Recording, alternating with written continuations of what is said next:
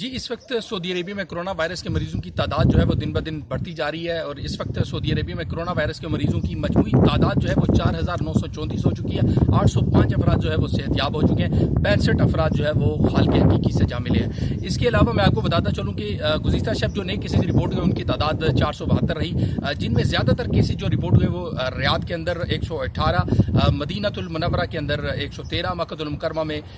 95, इसी तरह जिद्दा के अंदर 80। दूसरे शहरों में इसकी तादाद जो है में काफ़ी कमी देखी गई। इसके अलावा मैं आपको ये भी बताते चलूँ कि सऊदी हुकूमत की जानिब से इस वक्त सऊदी अरेबिया के बड़े शहरों में और इसके अलावा छोटे शहरों में जो है वो स्प्रे का भी आगाज़ किया गया ताकि इस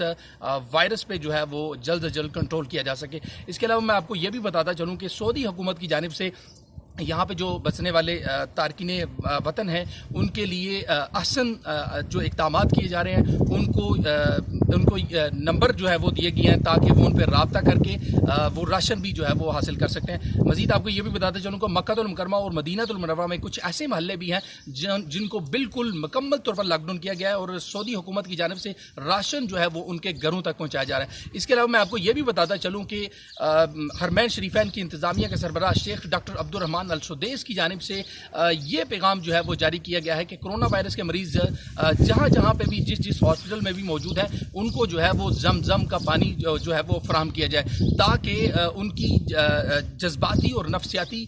मदद जो है वो की जा सके। जी।